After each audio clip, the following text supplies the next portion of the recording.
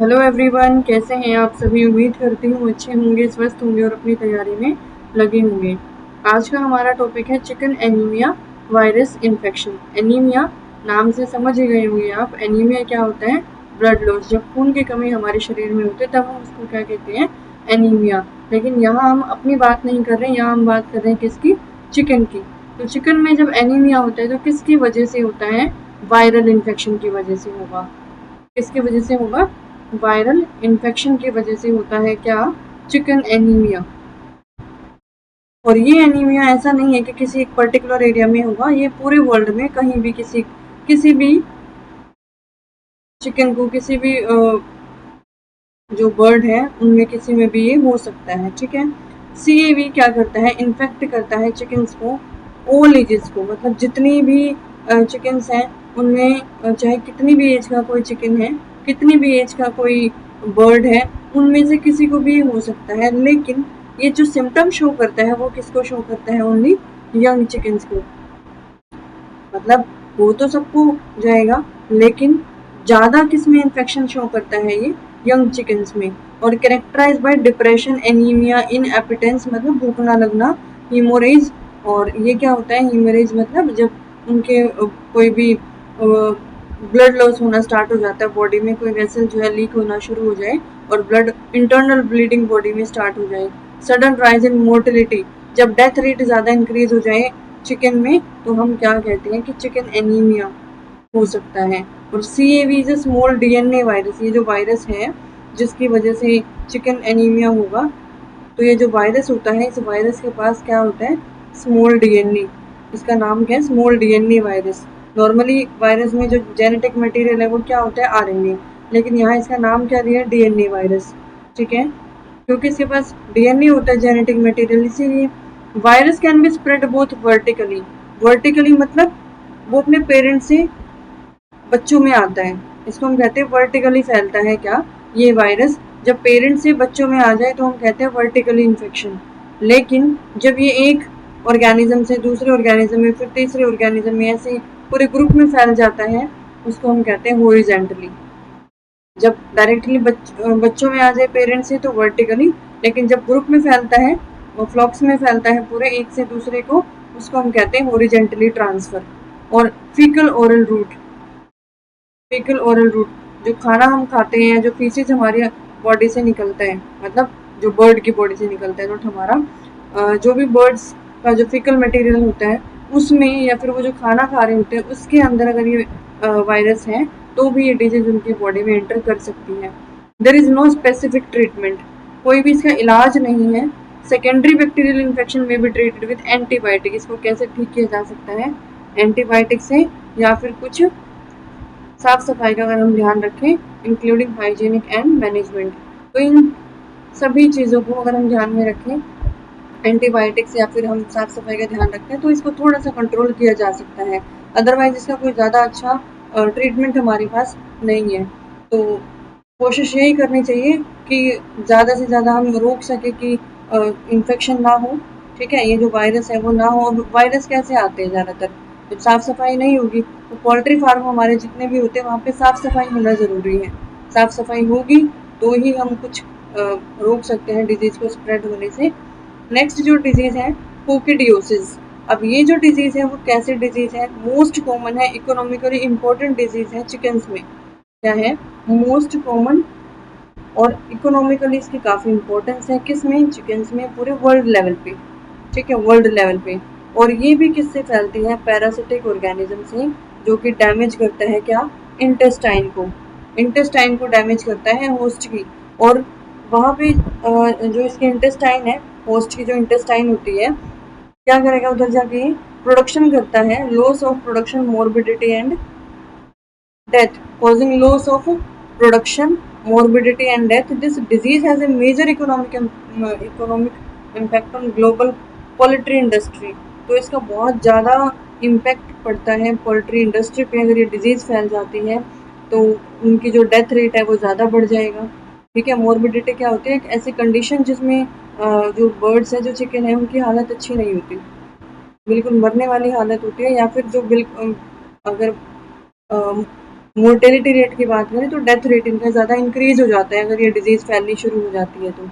और इसका economic impact बहुत ज़्यादा पड़ता है हमारी ग्लोबल पोल्ट्री इंडस्ट्री पे, क्योंकि अगर हमारे जो बर्ड्स हैं, जो चिकन्स हैं, उनका नंबर धीरे धीरे कम होना स्टार्ट हो जाएगा तो पोल्ट्री इंडस्ट्री से जो हमारे प्रोडक्ट हमें मिलते हैं वो भी हमें कम मिलने शुरू हो जाएंगे या फिर वो ज़्यादा एक्सपेंसिव होने शुरू हो जाएंगे। तो इसलिए कहा गया है कि इकोनॉमिक इम्पैक्ट भी बहुत ज़्यादा आता है जब ये डिजीज़ बर्ड्स में फैलती है। Coccidial parasite are protozoa. अब ये जो पैरासाइट है ये क्या है? ये कोई बैक्टीरिया नहीं है, कोई वायरस नहीं है, ये क्या है? एक प्रोटोजोआ है। ये जो कोक्सीडियोसिस डिजीज है ये किससे फैलती है? प्रोटोजोआ से फैलती है। और प्रोटोजोआ का नाम क्या है?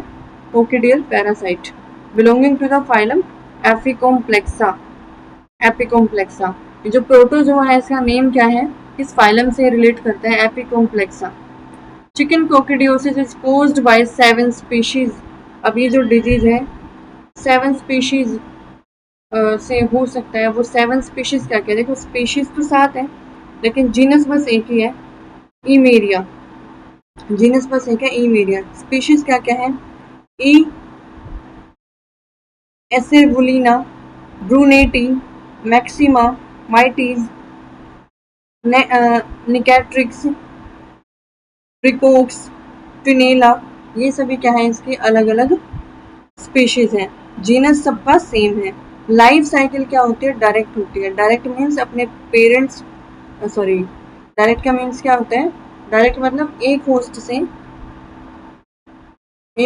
से दूसरे होस्ट में डायरेक्ट ट्रांसफर हो जाना विदाउट एनी वेक्टर, बिना किसी वेक्टर के। जब एक होस्ट से दूसरे होस्ट में ये जो पैथोजन है, जो प्रोटोजोआ है, जब वो ट्रांसमिट हो जाता है हम उसको क्या कहते हैं? डायरेक्ट। तो ये इनकी जो लाइफ साइकिल है वो क्या है? डायरेक्ट होती है।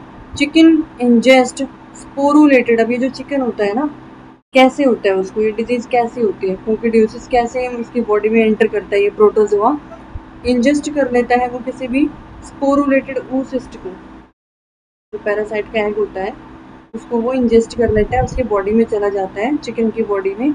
अब उसके बॉडी में जाके कॉन्टामिनेटेड लिटर, मतलब जब भी वो कोई इन्फेक्टेड फूड खा लेता है तो वो फूड उसकी इंटेस्टाइन में जाएगा और इंटेस्टाइन में जाके क्या होगा? ये जो पैरासाइट है वो फैलना शुरू हो जाएगा धीरे धीरे। उसकी जो इंटेस्टाइन की सेल है, इंटेस्टाइन की जो वॉल होती है उसमें धीरे धीरे वो इन्वेड करना स्टार्ट करेगा, फैलना शुरू कर देता है। अब उसके इंटेस्टाइन में क्या होगा? रेप्लिकेशन स्टार्ट हो जाएगी। रेप्लिकेशन होगी, रेप्लिकेशन मतलब बार बार सेल का डिवीजन होगा, बार बार जो जेनेटिक मटेरियल है वो रेप्लिका बनाएगा अपनी, और धीरे धीरे उसके इंटेस्टाइन में नई सेल बनती चली जाएंगी, न्यू oocyst बनना शुरू हो जाएगा। और जो उसका फीकल मटेरियल होगा उस फीकल मटेरियल में वो न्यू oocyst भी रिलीज होंगी। अब वो जो फीकल मटेरियल है वो कहाँ आएगा? इन्वायरमेंट में। डिपेंडिंग ऑन इन्वायरमेंट कंडीशन, अगर टेम्परेचर और ह्यूमिडिटी फेवरेबल होगा तो oocyst जो है वो फिर से स्पोरुलेट फॉर्म में आ जाएंगे, फिर से अपने स्पोर्स बना लेंगे और बिकम इन्फेक्टिव। और जब किसी की बॉडी में जाएंगे तो उसको क्या कर देंगे? इन्फेक्शन उसकी बॉडी में फैला देंगे। ठीक है। Entire cycle takes 4 to 6 days। पूरी साइकिल में कितना टाइम लगता है? 4 से 6 days। क्या बताया गया है कि जो बर्ड्स होते हैं,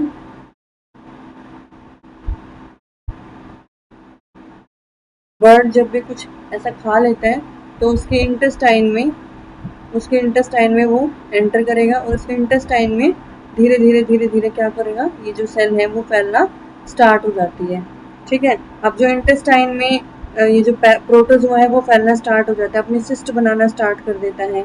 तो जो उसका फीकल मटेरियल होगा उस फीकल मटेरियल में भी जो एग्स है वो निकलने शुरू हो जाएंगे। और अगर बाहर का टेम्परेचर इसके अकॉर्डिंग होगा, इसके फेवर में होगा तो ये क्या करेंगे? स्पोर्स बनाने स्टार्ट कर देते हैं,